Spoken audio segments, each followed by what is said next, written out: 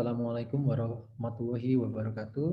Selamat pagi yang kami hormati guru besar, senior, dan sejawat peserta seri Tanya Apa Saja yang ke-61, yaitu dari Objinsos mengenai topik pemenuhan hak kesehatan reproduksi wanita, di mana masih dalam rangka Hari Kartini. Jadi besok Hari Kartini, topik yang sangat menarik.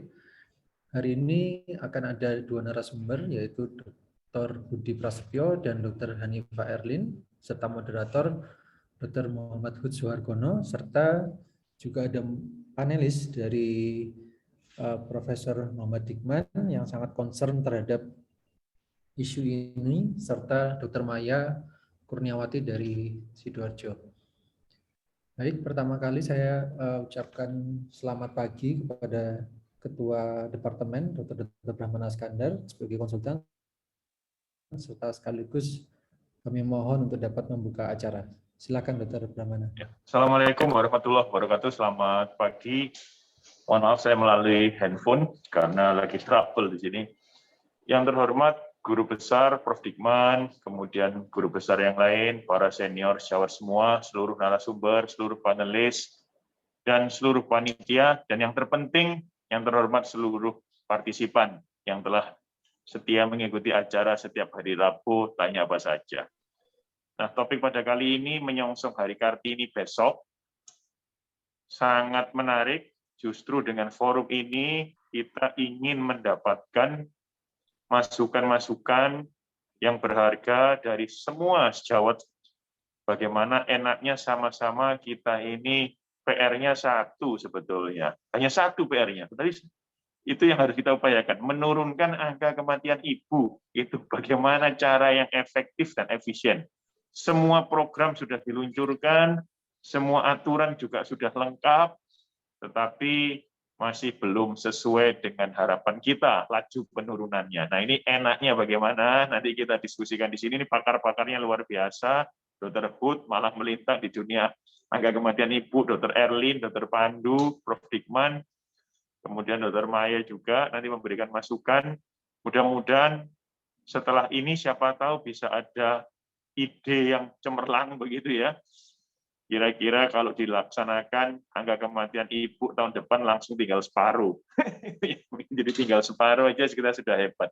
Ini ada Dr. Budi Prasetyo, terima kasih banyak Dr. Budi Prasetyo, sekaligus Ketua Divisi Obstetri Sosial, Obstetri Ginekologi Sosial di Fakultas Kedokteran kami. Saya tidak panjang lebar, mari kita berdiskusi, semoga ini mendapat ridho dan berkah dari Allah Subhanahu wa taala dan angka kematian ibu turun drastis. Terima kasih. Wassalamualaikum warahmatullahi wabarakatuh. Waalaikumsalam warahmatullahi wabarakatuh. Terima kasih Dr. Brahmana sudah memberikan sambutan sekaligus membuka acara. Berikutnya langsung saja kita ke diskusi yang akan dipandu oleh Dr. Muhammad Hud Suhargono. Silakan Dr. Hud. Terima kasih Dr. Pandu. Assalamualaikum warahmatullahi wabarakatuh. Selamat pagi, salam sehat untuk kita semua. Alhamdulillahirrahmanirrahim, pada pagi hari ini kita bisa bersama-sama hadir pada TAS seri ke-61, spesial Hari Kartini. Jadi pada pagi hari ini memang spesial event ya, kita peringatan Hari Kartini, jadi kita menghadirkan juga para panelis-panelis yang memang concern dengan isu hak reproduksi perempuan. Dalam hal ini guru kita bersama, Prof. Dikman, ada teman sejawat saya di Sidoarjo, Dr. Maya Kurniawati, kemudian tidak kalah menariknya juga ada narasumber-narasumber yang sangat concern, yaitu Dr. Budi Prasetyo dan Dr. Erlin. Isu peringatan Hari Kartini yang dihubungkan dengan angka kematian ibu, tadi disinggung oleh Dr. Brahmana, ini jadi memang luar biasa memang. Sampai sekarang kita masih belum berhasil menurunkan angka kematian ibu. Apakah peran gender di sini, peran emansipasi dalam peringatan Hari Kartini ini bisa kira-kira menjadikan kita lebih fokus pada usaha pelayanan kesehatan maternal dan upaya untuk menurunkan angka kematian ibu dengan pendekatan isu gender. Jadi memang isu gender ini berkembang dari mulai awalnya kita mungkin sangat ingat dengan perjuangan emansipasi Hari Kartini, kemudian berkembang isunya menjadi bukan hanya emansipasi, kita meletakkan memberikan hak kepada perempuan, tapi juga kita juga sekarang ini menjadi berkembang menjadi isu gender. Jadi kesetaraan gender yang agak berbeda pengertiannya dengan emansipasi. Nanti kita bisa berdiskusi panjang tentang hal ini. Jadi mungkin ini awalnya. Jadi saya beri kesempatan narasumber untuk memberikan narasi singkat begitu, 5 menit, untuk bisa mengantarkan ke diskusi yang lebih menarik lagi nanti. Dan nanti teman-teman sejawat yang hadir berpartisipasi dalam tas hari ini bisa chat atau nanti mungkin langsung bisa hadir di video call dan sebagainya, nanti kita lihat bersama-sama dalam diskusinya. Monggo, yang pertama saya menghadirkan Dr. Budi Prasetyo, SPP Konsultan, untuk memberikan narasi sedikit 5 menit untuk mengantarkan diskusi pada pagi hari ini. Terima kasih. Terima kasih, Dr. Hud. Assalamualaikum warahmatullahi wabarakatuh. Yang terhormat guru kami, Prof. Dikman, yang terhormat Kepala Departemen, Dr. Brahmana, dan sejawat saya, Dr. Erlin, dan sejawat sekalian.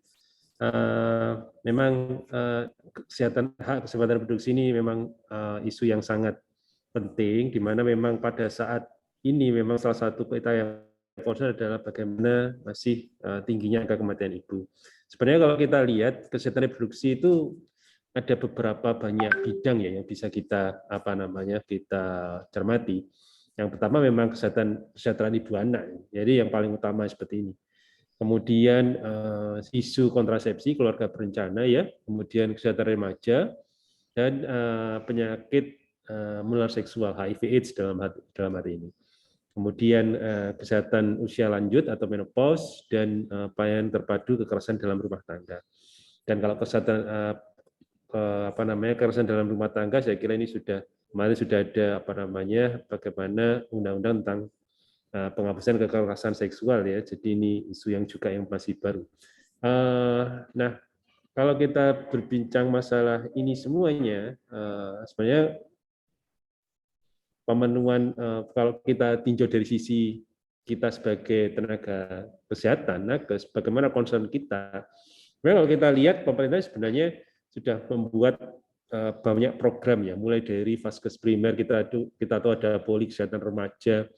Bagaimana ini sekarang kemarin tahun lalu kalau salah saya mengikuti rapat evaluasi Monef-nya berjalan cukup baik ya. Jadi pemenuhannya berapa persen itu saya kira kok tinggi juga pemenuhan bagaimana cakupan pelayanan kesehatan remaja ini.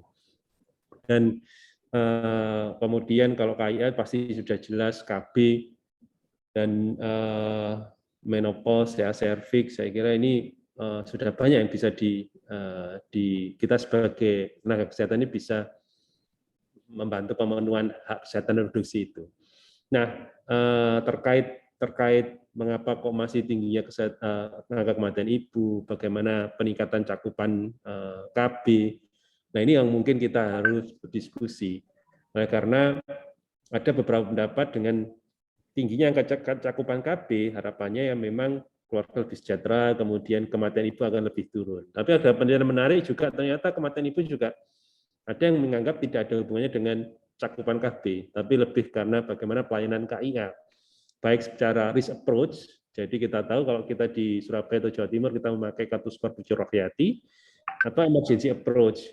Emergency approach kita tahu kalau kita sekarang kita ini kalau pelayanan di rumah sakit atau vaskes kita memakai emergency dari PPGDON, pelayanan pertama gawat obstetri, terus di vaskes yang terpencil, kemudian yang vaskes primer kita puskesmas Ponek, kemudian rumah sakit Ponek.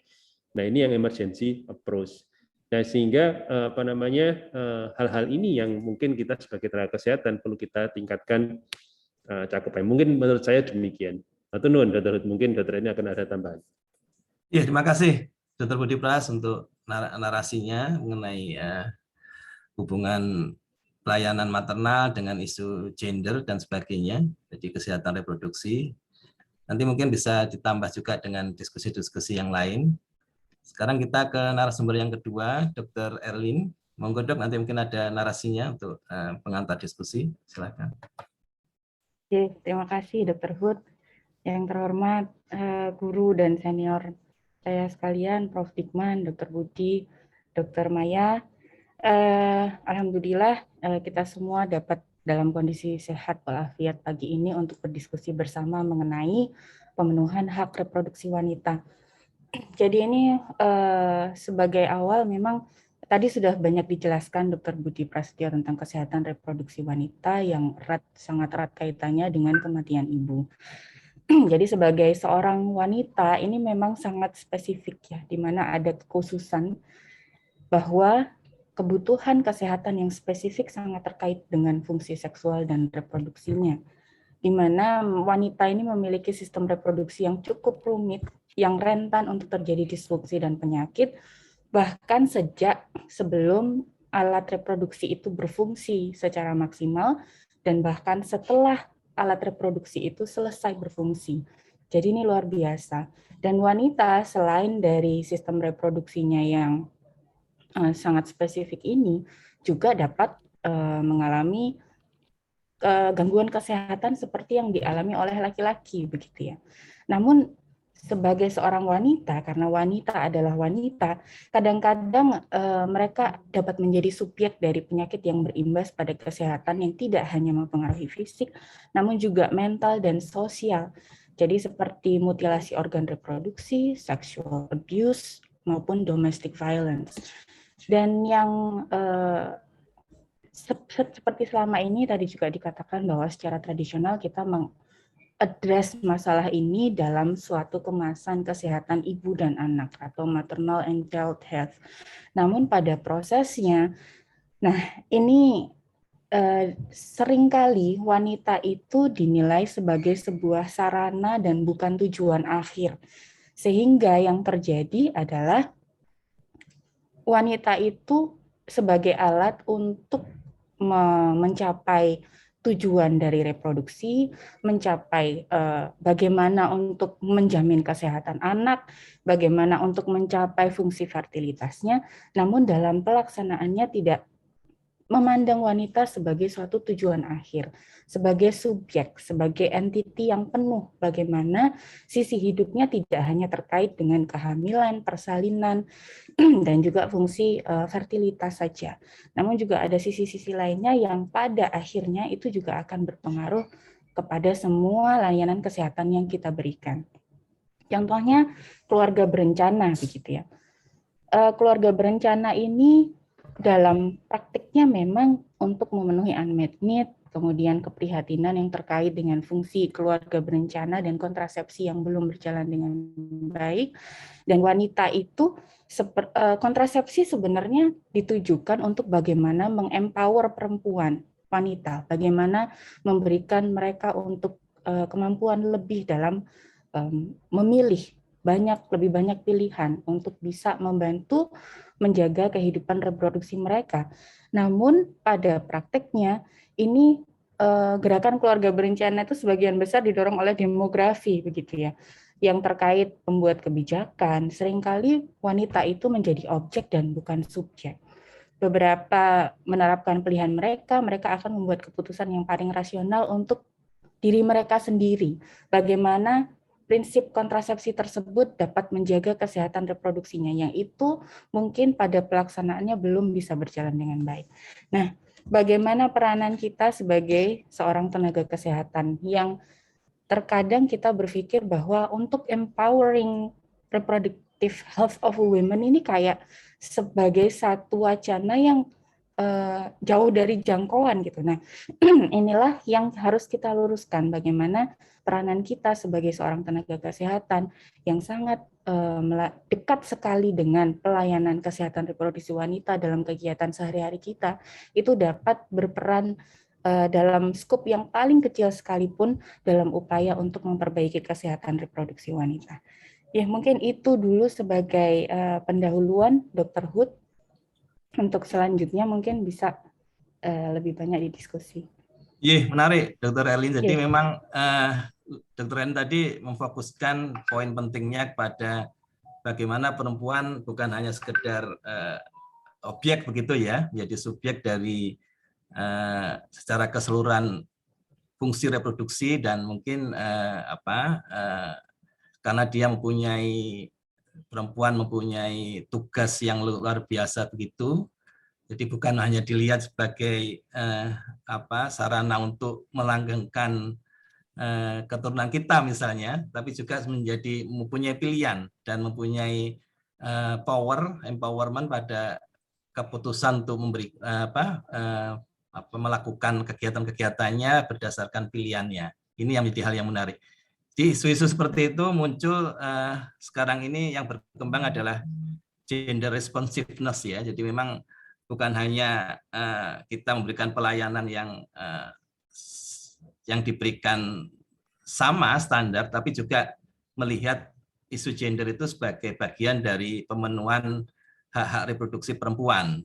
Jadi kalau kita melihat memang seperti bagaimana kalau ada penelitian di Bangladesh ya begitu ya.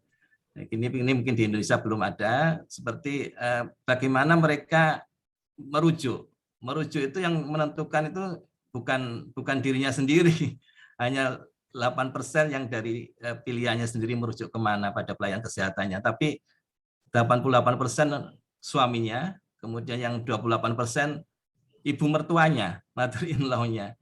Ini hal seperti ini yang kelihatannya memang pelayanan kesehatan maternal ini aspeknya bukan hanya standarisasi pelayanan, tapi memang ada determinan yang lain yang mungkin harus kita perhatikan bersama.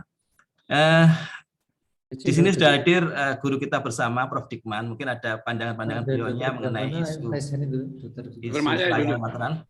Dr. Maya dulu. Dr. Maya sudah hadir. Prof. Dikman itu biasanya terakhir. Dr. Maya sudah hadir, Pak Pandu. Dr. Maya. Sudah ada ini. Oh iya, Mas Dr. Maya. Sebelum ke panelis ada Dr. Hood. Iya, silakan Dr. Maya. Mungkin ada pandangan Dr. Maya mengenai isu hak reproduksi perempuan, mungkin ada hubungannya dengan gender dan pemenuhan hak gender. Terima kasih.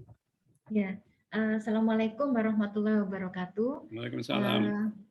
Terima kasih waktunya Dr. Hood. Terima kasih waktunya Prof. Dikman, kemudian dan teman-teman semuanya. Jadi menarik sekali narasi singkat dari Dr. Budi Prasetyo dan Dr. Erlin. Jadi saya terus terang saya tertarik Dr. Erlin sama Dr. Budi. Jadi terkait tadi sebetulnya kita sebagai perempuan itu mempunyai hak untuk menentukan kapan kita mau pengen punya anak, kapan kita mau pengen punya anak berapa, kemudian juga kapan kita waktunya hamil gitu. Tetapi pada kenyataannya di lapangan, Dr. Erlin, mungkin seperti pemilihan alat kontrasepsi, Dr. Erlin. Ini kan dalam lapangan keseharian yang kita temukan itu, misalnya si ibu ini sudah merasa 3 anak itu cukup gitu, 3 anak cukup, kemudian dia ingin mengakhiri kehamilan itu dengan metode sterilisasi. Kemudian, tetapi satu sisi misalnya suami itu tidak menghendaki. Nah, sedangkan dari saya pribadi, Dr. Erlin, karena si pasien misalnya, si ibu tadi itu memang menghendaki cukup 3, tadinya, mohon maaf mau saya kerjakan, tapi dari pihak anestesi, rumah sakit, itu tidak membolehkan kalau tidak ada tanda tangan dari kepala keluarga gitu. Nah, ini mungkin dilema yang sering kita hadapi di lapangan. Akhirnya saya ambil jalan tengah, udah mungkin nanti Ibu tapi yang lain, yang artinya tetap kita pilihkan metode kontrasepsi jangka panjang yang bukan steril gitu. Nah, itu mungkin yang sering kita temukan, mungkin itu Dr. Erlin, Prof. Dikman, dan Dr. Budi, Dr. Hood gitu. Mungkin bagaimana sikap kita sebagai penyedia layanan kesehatan ini untuk kalau dihadapkan pada posisi seperti itu, Dokter. Gitu. Iya, menarik. Ini Dr. Maya praktisi di Sidoarjo dan sekaligus konsultan option source. Jadinya memang hal-hal yang seperti ini mungkin menjadi concern kita di lapangan. Jadi pilihan kontrasepsi salah satunya, belum masalah merujuk kemana dan sebagainya, ini memang di lapangan memang ternyata sangat-sangat berpengaruh terhadap bagaimana kita memberikan pelayanan reproduksi pada perempuan-perempuan pasien-pasien kita. Jadi ini memang hal seperti ini memang di lapangan ternyata menjadi repot sendiri kita. Kadang-kadang harus memenuhi perempuan, ibunya atau suaminya atau keluarganya, malah mertuanya. 3 mungkin masih mending, Dok. Ada yang sampai 4 sampai 5, Dok. Seksi saya 4 kali ternyata masih belum boleh untuk dilakukan steril. Ini hal seperti ini yang menarik untuk kita kaji bersama. Bagaimana hal seperti ini mungkin perlu pendekatan-pendekatan yang lebih luas mengenai determinan sosial dan gender, isu gender ini yang sehari-hari kita hadapi. Mungkin ada Prof. Dikman pendapatnya, Prof. Kita mungkin perlu boleh saya pakai slide, Pak, ya? Monggo, Prof. Kita mengharapkan itu. Silakan. Dr. Pandu bisa memfasilitasi, Dok. Sudah, ya. Ampun. Ya. Assalamualaikum warahmatullahi wabarakatuh. Waalaikumsalam. Waalaikumsalam warahmatullahi wabarakatuh. Saya diberi kesempatan untuk bicara di sini. Saya sudah sering bicara tentang perempuan ini. Ini saya gambarkan melati, ya, simbol Yasmin, kesucian, ketulusan, keanggunan, dan persaudaraan. Aromanya itu lambang cinta serta kasih sayang. Jadi seorang wanita yang tidak berperilaku seperti melati ini, ya mudah-mudahan tidak terjadi di Indonesia, ya. Apa yang akan saya bicarakan? Maaf ini. Ya, ini hari Kartini, ya. Tapi topik saya adalah memikirkan kembali masa depan perempuan. Ini aspek reproductive health.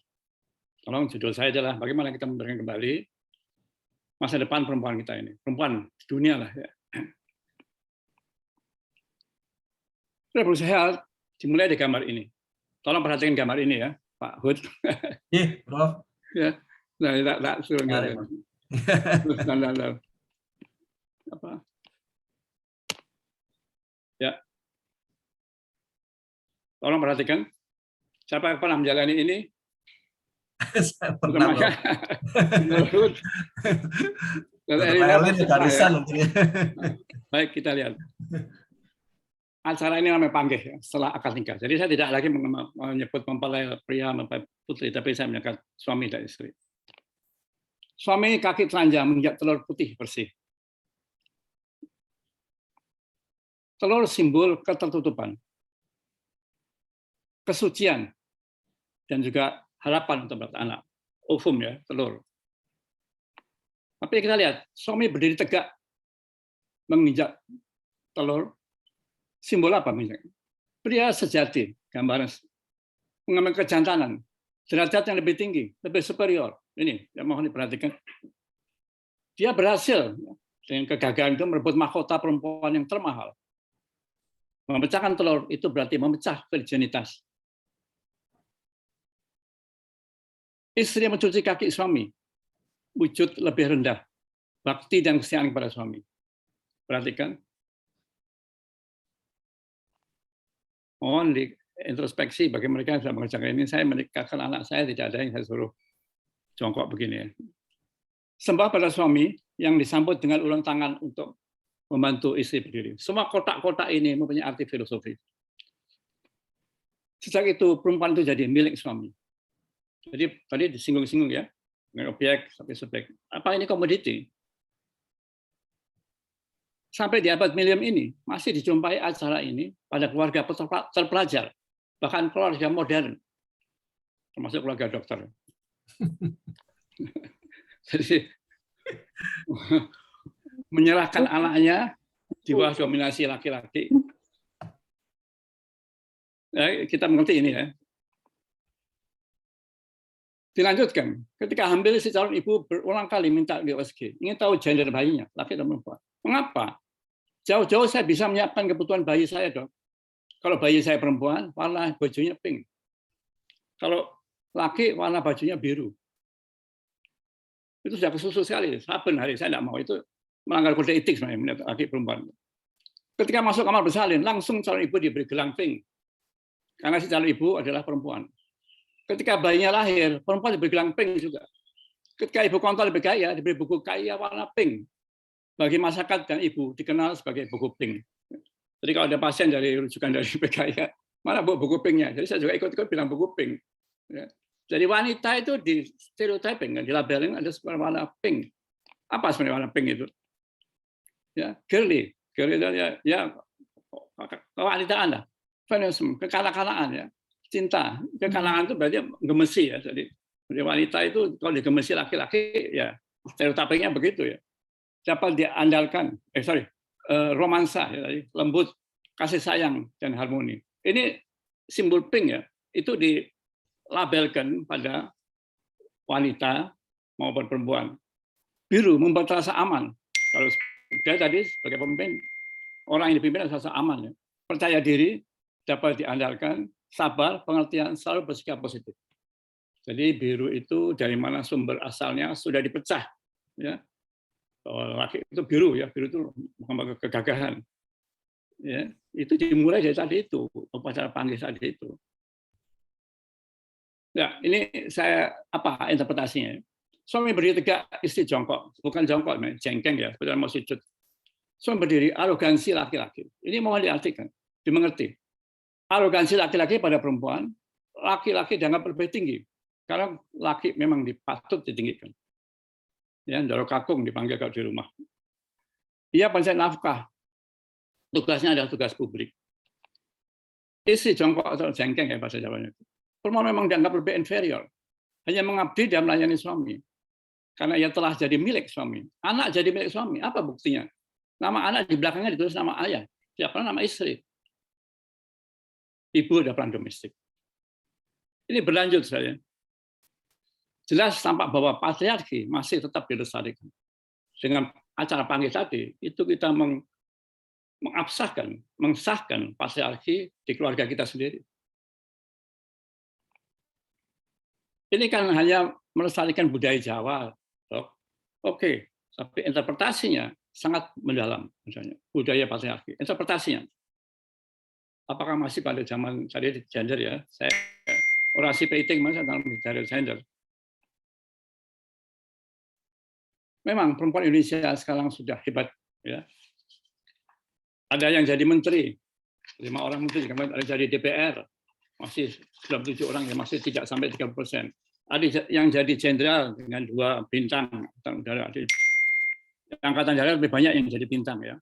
Ada yang mulai dari sampai Susi Susanti sampai Poli ya. Ada yang menang lifter perempuan, luar biasa. Tetapi apa yang tampak di atas panggung berbeda dengan yang tampak di belakang panggung. Behind the scene sangat berbeda. Seorang menteri pun, ibu menteri, belum tentu mungkin dia juga mengalami patriarki dari suaminya. Khususnya dalam aspek women health. Ini saya perinci lagi, the sex and reproductive health menjadi marital health. Inilah sebenarnya fungsi kita. Oleh karena itu, kita harus concern pada wanita, teman-teman, ini adik-adik saya. Saya malah mengusulkan, spesialis objin itu jangan dipakai lagi, pakailah spesialis wanita. Kita harus concern mulai dari ujung rambut wanita sampai ujung kaki wanita. Loh, kalau sakit jantung bagaimana? Itu concern kita konsulkan. Tapi kita harus concern. Coba saya kalau di praktek, ngomong lama sama pasien, maka akan lama-lama muncul. Dok, saya tidak cocok dengan mertua saya. Itu sudah ada nanti kita singgung. Ada sesuatu. Berlanjut. Di gambar panggil tadi jelas terjadi labelisasi. Di label perempuan itu lemah, inferior. Tadi Dr. Erlin, wanita itu unik ya. Alat reproduksinya sangat halus, rentan. Laki-laki tidak. itu menyebabkan, aduh nanti rusak alat kakinya, jangan loncat-loncat, jangan main balet, atau jangan jadi atlet. Itu melaberisasi, disubordinasi bahwa supremasi laki.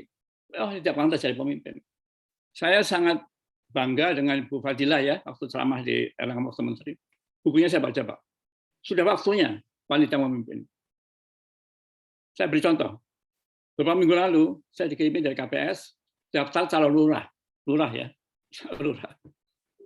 Loh, ada 3 nama calon laki semua. Saya tanya, loh, di sini kan hampir 50% wanita. Kok tidak ada calon wanitanya? Loh, ya.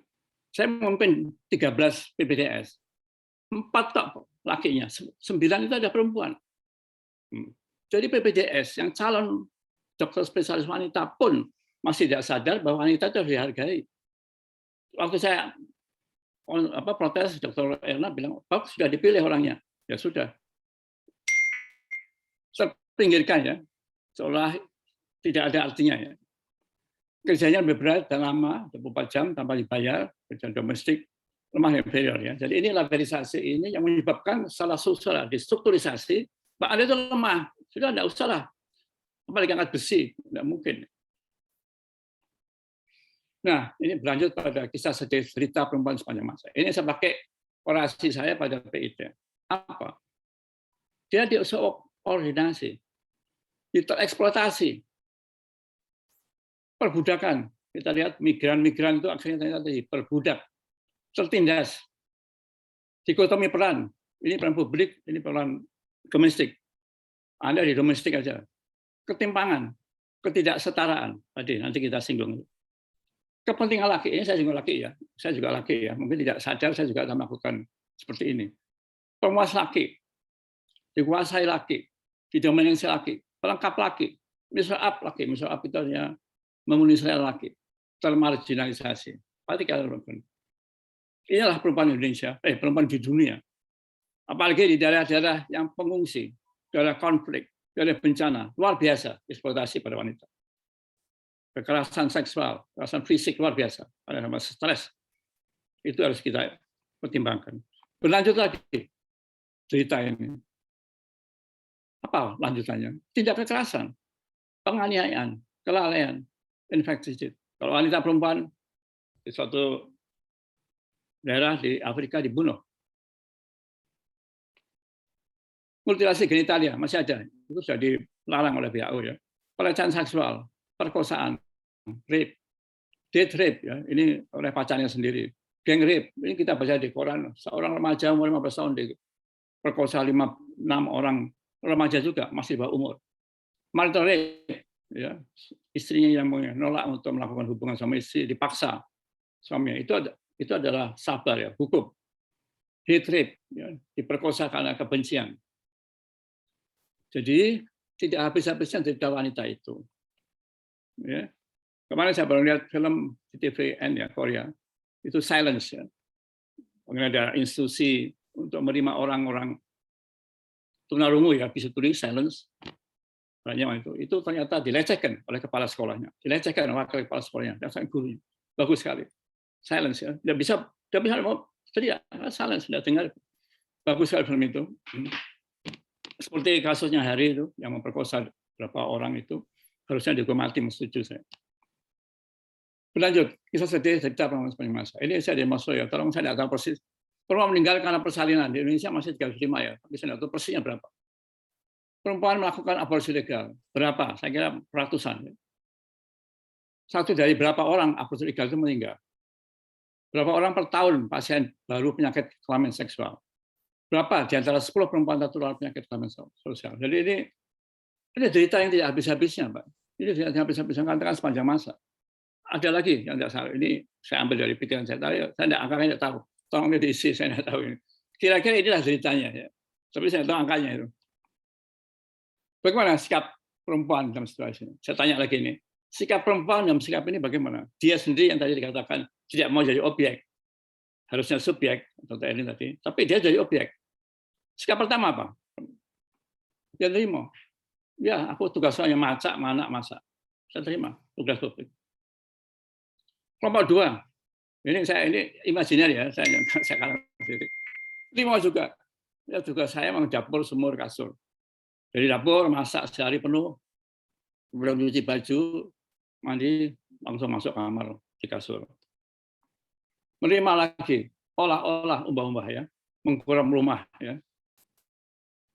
Ini masih lagi. Ya wanita kan, saya kan wanita, haid, melahirkan, menyusui.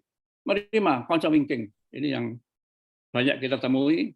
Ada seorang tokoh penting di Nusa Angga, kalau ada saya lihat, dan dibicarakan, kalau datang ke suatu resepsi, maka istrinya itu selalu di belakangnya. Dia jalan cepat ke depan, di belakang. Ini konco wingking yang harifiah, tapi sebenarnya bukan itu. Nah, sigari nanging nyowo. Sebenarnya ini bertentangan dengan nomor 5 ya. Konco wingking bagaimana bisa sigari nyowo? Cohesiveness, ini bagus sebenarnya. 5, swarga nunut neraka katut ya. Kalau neraka katut tapi swarga hanya nunut, kemungkinan tidak akan ikut ke swarga. Ini tidak adilnya ya. Tapi ada kelompok lain, ini saya misalnya ya, maaf ini imajiner aja, yang menolak dan berjuang. Ini yang akan saya bicarakan. Inilah orang yang menolak, yang berjuang, yang harusnya bisa mengatasi apa yang terjadi pada 7 kelompok ini. Menolak dan berjuang untuk apa? Nah, ini yang disinggung Dr. Hud tadi. Menghapus ketimpangan. Kamu wanita kerjamu di dapur aja domestik. Tidak perlu sekolah tinggi-tinggi ya. Penyetaraan sesuai potensi perempuan. Penyetaraan. Ya. Potensi perempuan. Sesuai dengan potensi perempuan. Ini yang disebut berjuang untuk kesetaraan gender.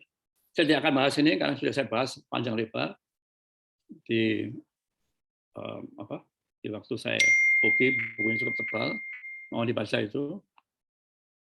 Ya, jadi ini perjuangannya apa? Ini yang harus dijelaskan. Perjuangan ini loh. Apa dasarnya? Ya demokrasi.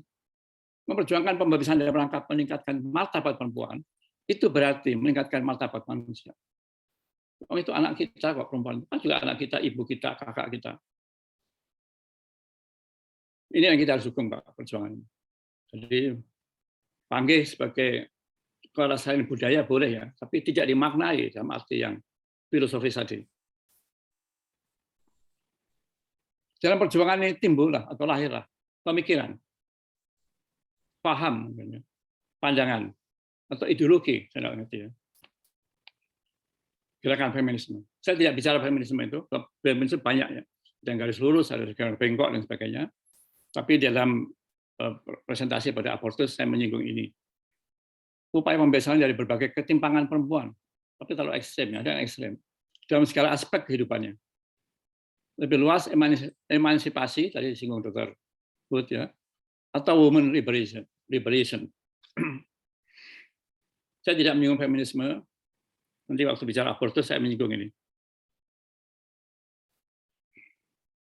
Dalam situasi ini, maaf ini saya kelihatan, maka kita perlu memikirkan kembali masa depan perempuan. Apa artinya ini? Rethinking. Sorry. Maaf. Ya, kita harus definisi perempuan. Apa sih perempuan? Saya baca enggak definisi perempuan di KKBI. Perempuan adalah seorang yang punya puki. Saya tahu apa itu puki. Saya tahu saya puki itu. Saya buka KKBI lagi. Puki itu ada genitalia. Ya bini. Sangat tidak santun. Contohnya perempuan itu perempuan jalang. Artinya apa? Perempuan malam. Itu ada contohnya. Jadi sudah kelihatan, Pak, di situ. Kita diinferiorkan, dilabel, dimarginalkan. Tidak ada artinya perempuan. Interpretasi perempuan. Kita interpretasi perempuan dulu apa? Paradigma perempuan. Apa sih visi perempuan itu sebenarnya? Menurut posisi perempuan, jelas tadi ya, inferior. Reaktualisasi perempuan. Kalau kita belum menyusun ini dalam satu konsep persepsi yang sama, percumalah kita usaha mati-matian untuk menurunkan angka kematian ibu. Human health itu sebenarnya 4 ya kalau menurut saya. Menurunkan angka mortalitas perempuan atau ibu misalnya, menurunkan angka morbiditas, meningkatkan quality of life perempuan, yang terakhir ada meningkatkan sense of well-being sesuai dengan judul atau definisi WHO. Health is a complete state of physical, mental, and social well-being. Not merely, tidak hanya bebas dari penyakit dan kecacatan. Itu dipakai juga reproductive health, sama. Jadi ini nanti kita sampai kematian Ibu ya nanti. Tidak mudah dijawab. Penuh dilema, kompleks, kontroversi, kontradiksi, dan ketidakpastian. Kalau kita bicara dengan kiai-kiai atau wanita-wanita yang di daerah, desa, tentu akan kesulitan menghadapi ini. Tapi ini PR kita. PR kita bukan menurunkan kematian. Ini dulu, Pak. Kita, wanita aja beda. Kenapa? Tidak ada sama. Bagaimana kita mau bertindak? Kalau kita persepsi kita tidak sama tentang bautis perempuan. Bagaimana paradigma perempuan itu sebenarnya bagaimana? Ya tadi yang 8 itu, 7 tadi. Yang 5, ya, dapur, kasur, sumur. Ya.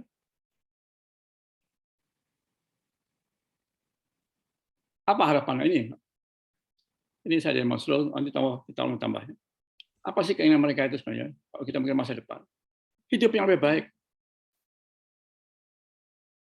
Dia mewah, ya, kaya, tapi belum tentu dia happy. Akses kesehatan dengan orientasi pada pasien. Tadi pagi morning report, CA, rujuk, tidak bisa berangkat, tidak ada yang mengantar. Jadi akses itu terhambat oleh akses geografis, oleh finansial, oleh akses ketimpangan dan sebagainya.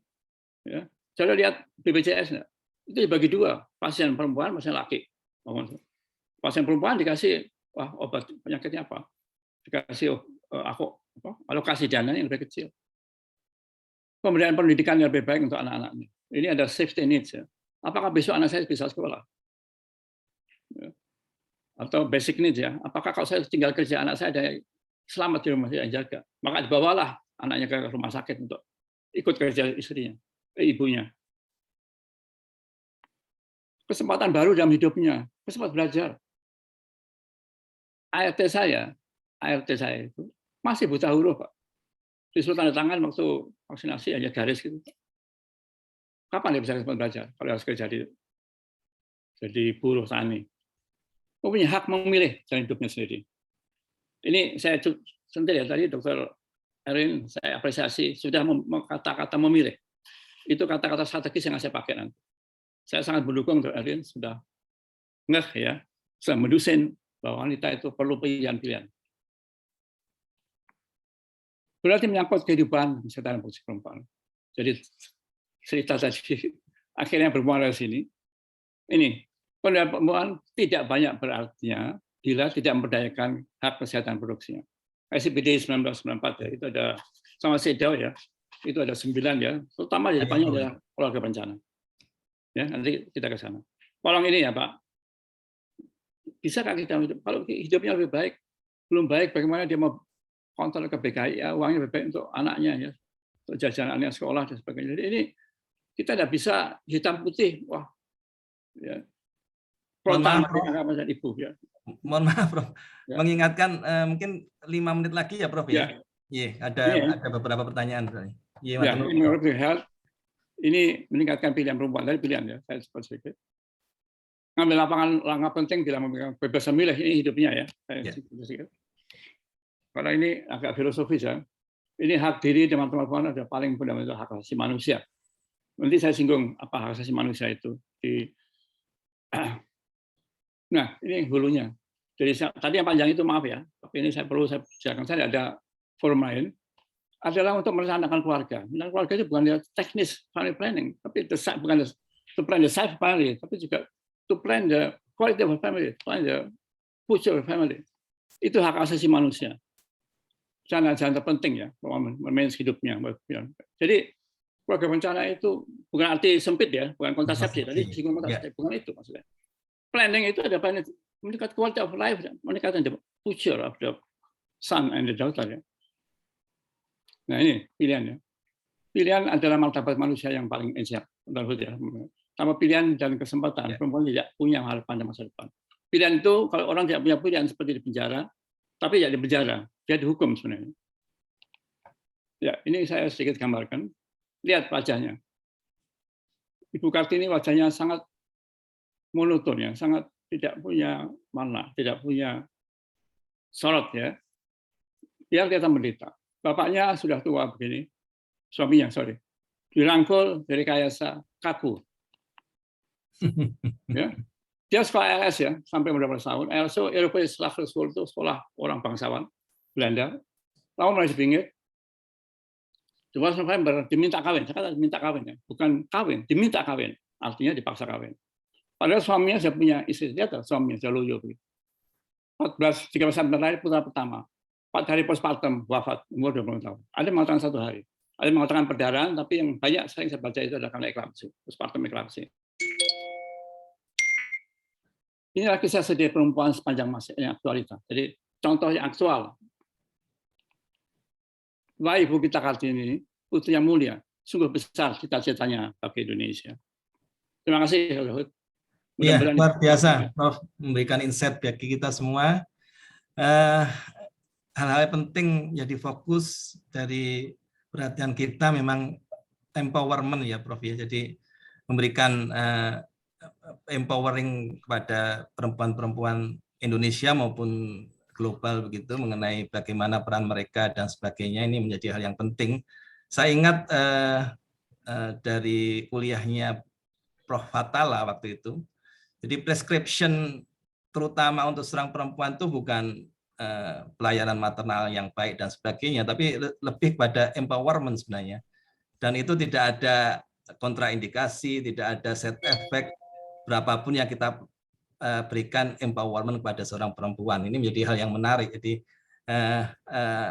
dasar-dasar memberikan pelayanan maternal itu ternyata empowerment berimbas kepada pilihan pelayanan dan kemudian tentu saja akan mendapatkan hasil yang outcome yang lebih baik. Begitu kira-kira gambarannya. Ya, tapi saya koreksi ya, Pak. Maaf. Empowerment itu tadi katakan tidak ada gunanya, Pak. Sepanjang belum ditingkatkan kesehatan reproduksinya. Gitu ya, Prof ya. Jadi empowerment dalam kesehatan reproduksi mungkin begitu ya, Prof. Kesehatan reproduksinya dulu, Pak ya. Dulu.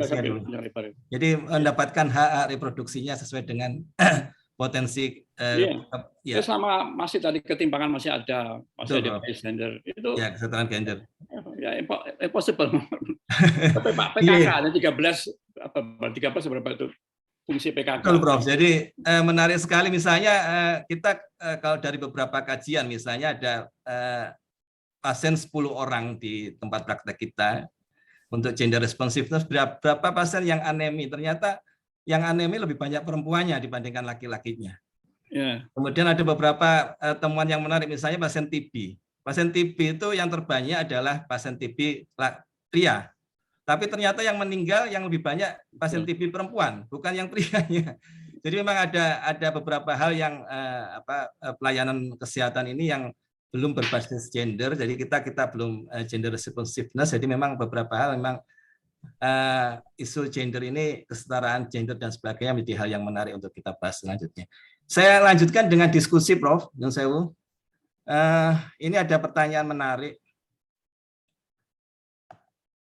Oh, Dr. Brahmana ya mungkin ya. Dr. Brahmana dulu yang resen. Mungkin ada kesempatan, Prof. Dr. Brahmana silakan, Dok. Langsung ya live ya, Dok. Dr. Brahmana. Ada resen? Masih off cam mungkin, Dr. Masih off cam. Bisa bahas pertanyaan dari Dr. Baksono dulu mungkin. Iya, ada pertanyaan dari Dr. Baksono ini. Mungkin bisa kita diskusikan bersama. Ada kasus grafit 10 usia 41 tahun. Persalinan anak terakhir HPP.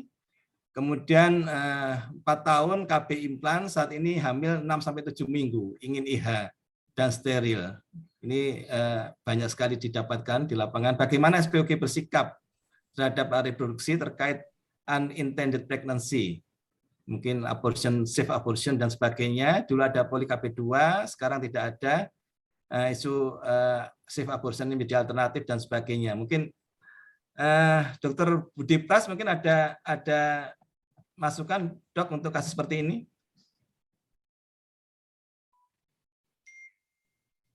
Baik, terima kasih.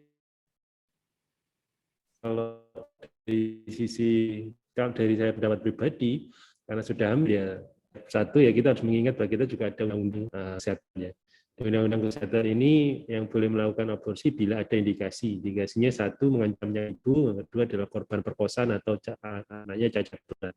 Memang di luar itu memang tidak ada indikasi. Nah, karena itu ya, kalau menurut kita ya kita harus melakukan bagaimana perawatan tenaga yang lebih baik. Jadi ini maksud kehamilan risiko yang sangat tinggi. Setelah itu baru kita penuhi hak reproduksi termasuk bagaimana melakukan steril pada ibu ini. Mungkin menurut saya demikian. Iya, jadi mungkin ada pendapat dari Dr. Elin? Iya, Dok. Jadi kalau sudah hamil begini memang pilihan kita jadi lebih sempit begitu ya. Jadi kita terikat dengan hukum dan sebagainya. Namun yang perlu dicermati bahwa secara retrospektif inilah contoh dari women empowerment yang gagal atau emansipasi wanita yang gagal gitu ya. Bahwa 10 kali kehamilan ini tentu saja kontak gitu dengan tenaga kesehatan gitu ya, bahkan melahirkannya mungkin di fasilitas kesehatan. Namun apa yang terjadi sehingga pasien bisa jatuh dalam kondisi seperti ini begitu, dengan implan yang sudah 4 tahun begitu ya, informasi macam apa yang didapatkan oleh pasien ini, kemudian pengetahuan apa yang dimiliki tentang kesehatan reproduksi baik pasiennya sendiri maupun suaminya begitu. Dan apa masalah-masalah yang ada di baliknya gitu ya. Mungkin pada saat kehamilan kelima sudah kita tuh sangat harus concern gitu. Kalau secara letterlek gitu kehamilan keempat, kelima dan seterusnya gitu. Tapi kenapa berkelanjutan sampai 10? Apa peranan dari masyarakat sekitarnya dan juga lembaga-lembaga yang terkait dengan kesehatan reproduksi wanita begitu, di mana peranannya ini harus dicermati bersama. Mungkin kita menata laksana pasien seperti ini secara holistik dan melihat dari berbagai sisi, dan ini bukan kasus yang mudah, bukan hanya sekedar ini harus ini aborsi atau tidak dan seterusnya. Dok. Menarik Dr. Elin untuk pandangannya. Jadi memang beberapa hal jadi kontroversi ya untuk kasus seperti ini. Jadi memang kelihatannya memang ada problem juga di pelayanan maternal sebelumnya misalnya, atau pelayanan family planning yang tidak dijelaskan secara penuh, secara sempurna pada pasien itu sebelum hamil. Ini memang retrospektifnya seperti itu. Dan mungkin aborsi bukan menyelesaikan segalanya, karena ada faktor yang lainnya yang mungkin menyertai kasus-kasus seperti ini, harus dilihat secara holistik ya. Ada determinan sosialnya, keluarga dan sebagainya, budaya yang mungkin melatar belakangi kasus seperti ini. Pendekatannya bukan hanya melakukan aborsi, safe abortion dan sebagainya.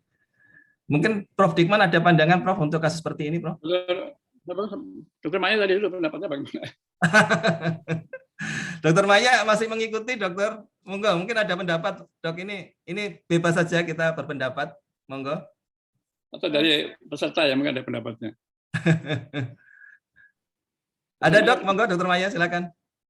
Pada prinsipnya sama, Dr. Hood, karena ini sudah terjadi kehamilan, ya pilihan kita seperti yang Dr. Erlin tadi bilang, ya mau tidak mau kita harus meneruskan gitu, karena tidak ada indikasi untuk melakukan aborsi pada si ibu ini. Cuma kita harus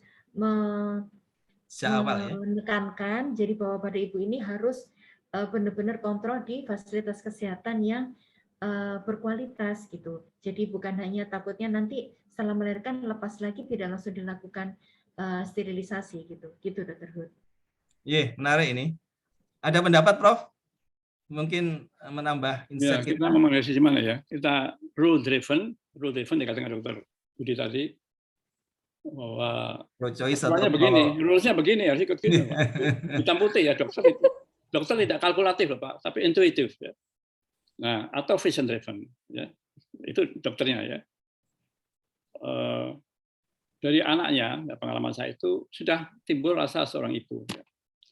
Kemudian kalau saya kembali pada CEDAW itu ya, yang sudah diratifikasi oleh pemerintah Indonesia ya, itu hasil pertemuan di Beijing itu disebutkan salah satu hak reproduksi itu hak untuk menentukan kapan dia bersiap untuk hamil. Artinya kalau dia hamil sekarang dan dia tidak mau hamil, itu berhak untuk dikeluarkan. Maka artinya pemerintah harus siap untuk klinik-klinik untuk melakukan indus abortion yang legal. Itu ya kita. Ya. Jadi tidak tadi saya katakan berapa jumlah abortus ilegal di dunia atau di Indonesia lah. Tidak ada datanya Pak, tidak tahu. Kadang di koran ya. Saya baca di mana Raden Saleh itu 2000 sekian waktu digerebek itu, datanya 2000 sekian. Banyak Pak ya. Ya jadi mau mana yang kita pakai ya. Kalau mau ratifikasi, itu juga rule driven ya, boleh. Karena di haknya di situ belum diratifikasi ya Prof sampai sekarang. Sudah diratifikasi, sudah. Yang Beijing rasanya belum Prof. Sudah Prof. Peraturan pelaksanaannya belum ada Pak. Seperti undang-undang seks ini ya, tidak kekerasan seksual itu masih lama, masih menunggu 10 peraturan, 5 peraturan pemerintah, lama Pak, lama sekali. Itu kan ratifikasi tapi ya, jadi ya memang ini kan sering kita jumpai ya. Jadi, itu kan kembali lagi itu adalah gambaran subordinat seorang perempuan, eksploitasi perempuan, ya hidupnya dari dapur, sumur, kasur, mana, ya, masak mana dan masak, sudah itu. Kalau Anda tidak memperbaiki ketimpangan ini, ya akan sampai kapanpun akan seperti ini. Ya. Ini Bro, jadi memang ada faktor sosial determinan yang sangat besar jadi ini dan sebagainya dalam hal ini. Inequality. Inequality. Disuruh hamil aja ya. Iya Prof. Menarik ada beberapa pendapat juga dari mungkin praktisi hukum ya seperti Barudin Lopa dan sebagainya ini. Misalnya pasien itu sudah hamil janinnya kan memang sudah nantinya kalau memang ada masalah dengan kehamilannya kan pasti timbul keguguran dan sebagainya. Jadi ada seleksi alam di situ dan sudah mempunyai hak hidup sebenarnya juga pasien janinnya. Ini menarik juga ada kajian dari Badarudin bahwa ini sebenarnya janinnya juga mempunyai hak hidup mereka itu.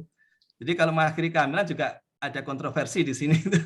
Ini yang menarik juga kalau kita ingin ini kan masih dalam hal wacana ya, jadi memang ada beberapa pilihan-pilihan yang harus kita lakukan dan yang jelas memang ada regulasinya di Permenkes kalau nggak salah ya Dr. Budi untuk terminasi kehamilan dengan aborsi, metode aborsi ada timnya dan sebagainya, kemudian syaratnya dilakukan aborsi apa saja ini jelas sekali di Permenkesnya. Saya kira itu ya Prof ya. Jadi ini memang sangat-sangat debatable begitu, jangan banyak hal pemikiran-pemikiran yang mungkin dalam hal ini kita sebagai pelaksana di lapangan kita harus melihatnya sebagai bagian dari pemikiran-pemikiran besar begitu. Jadi yang kita ajukan tetap di regulasi yang ada. Saya kira demikian. Mungkin Dr. Brahmana Dok ada sudah resen atau memang belum? Tadi masih ada tamu sepertinya Dok. Oh ya. Kalau dari Q&A ada di sini. Ya, yang pertama ingat zaman dulu waktu lewat depan rumah Prof Haryono, guru kita yang saya hormati, Papa nama tempat praktek di rumah beliau, Dr. Haryono spesialis wanita begitu ya. Menarik ini Prof Haryono. Kemudian yang kedua dari Dr. Sucili ya. Izin bertanya Prof Dikman, bagaimana mencegah santriwati yang sudah banyak kasus menjadi korban pelecehan atau perkosaan oleh ustadznya? Ini monggo mungkin ada pendapat Prof? Ya, yang lainnya ada pendapat lain. Tapi saya koreksi tadi ya, bukan Prof Haryono, Prof Sutomo yang pakai ekspresi. Prof Sutomo ini ya, Prof Sutomo ya. Jadi kemudian ada peraturan POGI Pak. Jadi saya setuju soal wanita ya. Dulu bahasa Belanda Vrouwen Arts ya. Frau itu perempuan, Arts itu dokter ya, lulusan IAS itu kan Arts, Vrouwen Arts. Bukan spesialis obstetrik ginekologi, orang awam nggak ngerti apa di obstetrik ginekologi. Itu kita paham betul dari ujung rambut sampai ujung kaki. Betul, Prof. Ada pendapat, Dr. Budi, untuk ini kasus pelecehan seksual mungkin violence ya pada seorang perempuan? Ini sebenarnya sudah menjadi hak reproduksi juga ya, sudah diatur dalam PKS juga ya, pelindungan kekerasan seksual yang undang-undang terbaru. Ya, saya kira ini sudah ada undang-undangnya sekarang. Jadi harapan kita jadi pelindungan nanti ininya. Kan undang-undang penghapusan kekerasan seksual itu. Tapi mungkin kita perlu mempelajari lebih dalam ini. Kan ini kalau nggak salah baru saja disahkan. Ya, mungkin demikian dulu. Ya, ini mungkin perlu simposium khusus begitu ya untuk undang-undang PKS ya. Kita mungkin bisa mengadakan simposium pelindungan ini kekerasan seksual ini sangat erat kaitannya dengan kita karena ada isu-isu pemaksaan kontrasepsi itu juga menarik, isu-isu yang sangat berkaitan dengan kita, ya, pemeriksaan vaginal dan sebagainya. Ini menarik kalau kita tidak mengikuti isu-isu terbaru masalah gender ini, karena isu gender ini berkembang ya, mulai dari dulu mungkin belum ada isu kesetaraan gender, kemudian karena perkembangan sosial, budaya, pendidikan dan sebagainya, bagaimana memandang seorang perempuan, perannya itu sangat berbeda dengan saat saya dulu mungkin masih SD, emansipasi wanita dan sebagainya. Sekarang ini perbedaannya bukan hanya mendapatkan haknya, tapi kesetaraan gendernya.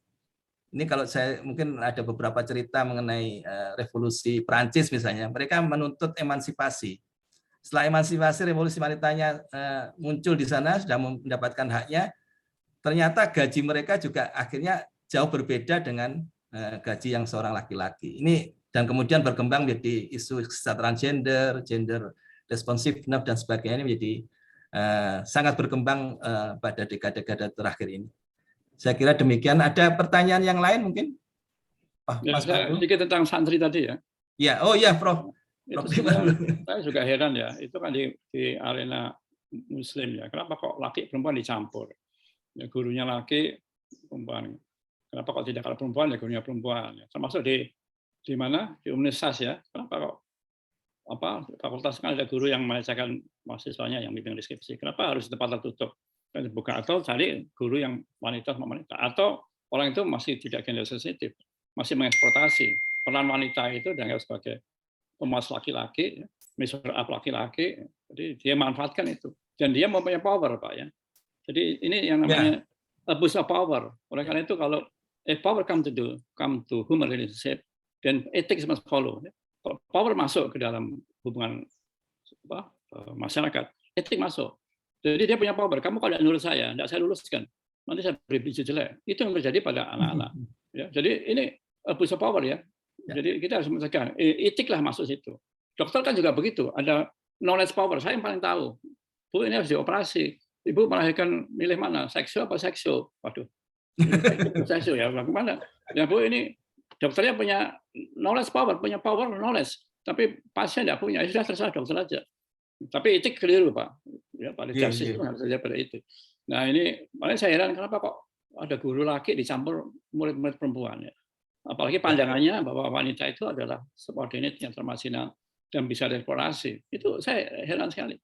Tapi katanya itu ada paham apa ritual apalah ya itu. Iya, Prof. Ini menarik ini. Kasus-kasus seperti ini memang sangat kasuistis dan mungkin kita lihat latar belakangnya dan sebagainya, bagaimana isu itu bisa terjadi, karena memang kalau terjadi subordinasi, kemudian ada tadi abuse of power, tadi memang cenderung godaannya semakin besar begitu ya mungkin Prof ya. Ya saya itu Pak, kalau perlu boleh tempat tersebut tapi dipasang CCTV Pak. Jadi, sampai ke TV-nya di tempatnya rektor biar kelihatan dari apa itu. Itu sudah keliru Pak itu. Laki perempuan agama tidak boleh ya, kalau dua orang yang setan ya. Jadi betul setannya datang. Iya, saya kira sudah jam 11. Ini sangat menarik diskusi kita dan wacana-wacana yang muncul ini memang harus kita pahami bersama bahwa ini banyak hal yang masih perlu kita atur dan sebagainya ya, dan ini isu ini ya juga terus berkembang ya Prof ya. Jadi memang dengan kemajuan zaman dan bagaimana pemikiran-pemikiran sosial kemasyarakatan ini sangat berpengaruh terhadap isu gender dan kesetaraan gender ini, sehingga akan semakin berkembang. Bukan hanya emansipasi yang dulu dimintai Kartini begitu. Jadi sekarang ini menjadi isu gender responsiveness, anggaran yang berbasis gender dan sebagainya, ini sangat mungkin kita sebagai profesi Opcin, sebagai kalau di Vigo ini menyebut sebagai garda terdepan pembela hak reproduksi perempuan mestinya. Jadi memang hal seperti ini, isu-isu yang berkembang di masyarakat harus kita ikuti bersama-sama. Mungkin ada kata penutup dari Dr. Budi Pras untuk atas kali ini. 1-2 kata mungkin Prof. Dr. Budi. Baik, terima kasih Dr. Hud. Saya kira ini luar biasa Prof. Bigman. Waktu nunggu ini wajangannya saya sangat baru mengerti, malah dulu pernah melakukan seperti itu bagaimana. Jadi dan menurut saya yang penting sekarang adalah bagaimana peran kita sebagai tenaga kesehatan dalam menyikapi pemenuhan hak kesehatan reproduksi dari wanita ini. Oleh karena ya itu tugas kita kalau sebagai tenaga kesehatan meningkatkan kesejahteraan dari para ibu-ibu ini. Matur nuwun. Dr. Elin, ada 1-2 kata, Dok? Dok, jadi terkait secara khusus saja terkait dengan kekerasan seksual maupun domestic violence ini susah untuk didisclose memang. Tapi yang perlu kita ingat bahwa bagian dari women empowerment adalah membuat wanita ini memiliki voice, choice, dan power, di mana sanggup untuk menyuarakan apa yang menjadi ancaman baginya, apa kebutuhan dirinya. Namun itu juga andil kita sebagai tenaga kesehatan yang kontak dengan para perempuan ini untuk menyadarkan sebenarnya apa kebutuhan dan apa hak mereka. Kadang-kadang itu tidak disadari dengan baik oleh subjeknya sendiri. Kemudian juga choice, pilihan-pilihan yang bisa diambil, dan juga power untuk melakukan sesuatu terhadap apa masalah yang dimiliki dan kondisi suportif yang dimiliki yang harus dipenuhi gitu, sebagai seorang perempuan. Jadi itu saja Luar dokter, biasa, mungkin luar biasa. dari saya. Dr. Elin, ini suara perempuan, Prof. Jadi suara perempuan yang ingin membela perempuan Indonesia begitu. Ada sedikit 1-2 kata dari Prof. Dikman? Atau Dr. Maya sedikit? Dr. Maya dulu. Iya, Dr. Maya dulu. Dipakai maskernya ya. Di rumah sakit nih kelihatannya masih. Oh, di rumah sakit ya? Iya. Dr. Maya Di silakan. rumah sakit, Prof. Nggak ada Dr. Hood, ya. Sampun cukup, ya. Cukup. Ya. Prof. Dikman sedikit, Prof. Mungkin ya, tadi mengingatkan kita tugas kita. Itulah, kita tadi jangan sampai wanita itu tadi yang saya sebutkan tadi itu. Dan itu adalah hak reproduksi, itu adalah hak asasi ya, hak asasi. Apa artinya hak asasi? Itu ada hubungan pemerintah dengan rakyatnya. Pertama adalah to respect haknya itu. Kita harus menghormati hak wanita itu. Kedua, to protect. Ya, kita harus melindungi hak-hak wanita. Ketiga, ada memfulfill, memenuhi. Ya, kalau dia di pucuk gunung punya kiste atau harus operasi, tiga itu harus dapat haknya untuk dapat dioperasi. Ya, itu ada sistem rujukan. Jadi kalau kita kembali pada science gender itu hulunya adalah hak asasi manusia. Hak asasi manusia. Ya, hak asasi manusia yang sudah bicarakan. Melekat pada setiap insan manusia, begitu Prof ya. Tadi tiga itu. Bagaimana kita merespek pada hak asasinya, kemudian memprotek ya. Jangan sampai orang itu mati, itu kan hak asasinya jangan mati itu. Ya. Tiga adalah memenuhi. Kalau dia butuh puskesmas di gunung, kenapa pemerintah tidak ngasih puskesmas di sana? Nah itu yang sampai sekarang kita harus perjuangkan, Dr. Elin. Ya, selain tadi, siap, Prof. Saya mendukung lah, Dr. Elin.